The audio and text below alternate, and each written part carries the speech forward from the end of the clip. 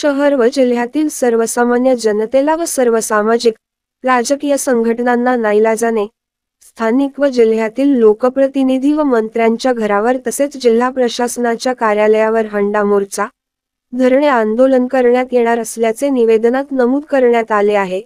याला पालिका प्रशासन व जिल्हा प्रशासन जबाबदार राहील करण्यात आले आहे। यावेळी निवेदनावर लोकसभा प्रभारी बहुजन मुक्ती मोर्चाचे रोहिदास वळवी, बिरसा फायटरचे राष्ट्रीय अध्यक्ष सुशीलकुमार पावरा, डोंगरे देवमाऊली संघर्ष समितीचे संस्थापक अध्यक्ष वासुदेव गांगुर्डे, आदिवासी महासंघाचे अध्यक्ष डॉक्टर भरत वळवी, बुद्धिस्ट क्रिटिकल नेटवर्कचे नंदुरबार जिल्ह्यातील अशोक कुवर, उबाठा शिवसेना गटाचे नंदुरबार तालुकाध्यक्ष रमेश पाटील, MIMचे नंदुरबार जिल्हाध्यक्ष रफत सय्यद, भीम आर्मीचे जिल्हाध्यक्ष संजय रगडे, बहुजन मुक्ती पार्टीचे तालुकाध्यक्ष लालसिंग तडवी, राष्ट्रीय आदिवासी एकता परिषदेचे जिल्हाध्यक्ष पंकज वळवी, एकलव्य युवा आदिवासी संघटनेचे जिल्हा कार्याध्यक्ष गणेश सोनवणे, मराठा सेवा संघाचे जिल्हाध्यक्ष नरेंद्र पाटील, फायटर ग्रुपचे नंदुरबार शहराध्यक्ष दिनेश वळवी, सामाजिक कार्यकर्ते कोट्या पाडवी, तापी बुराई जन संघर्ष समितीचे कार्याध्यक्ष भास्कर पाटील,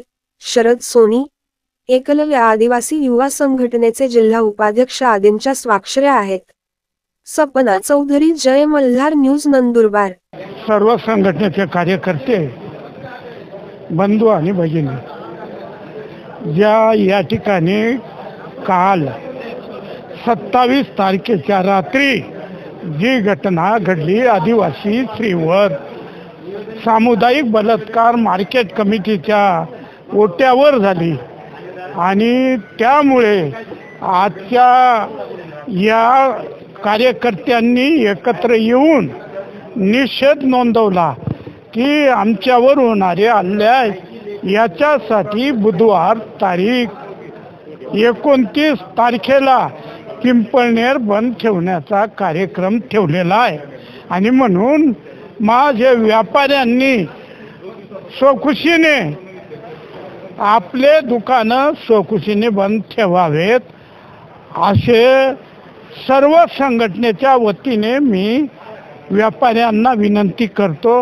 ही परवा रात्री घडली होती। सदरबाबत योग्य त्या कलमान्वये गुन्हा दाखल करण्यात आलेला आहे। तसेच याच्यातील जे दोघं आरोपी आहे त्यांना अटक करून माननीय न्यायालयात दाखल करण्यात आलेला आहे आणि योग्य प्रकारे तपास चालू आहे।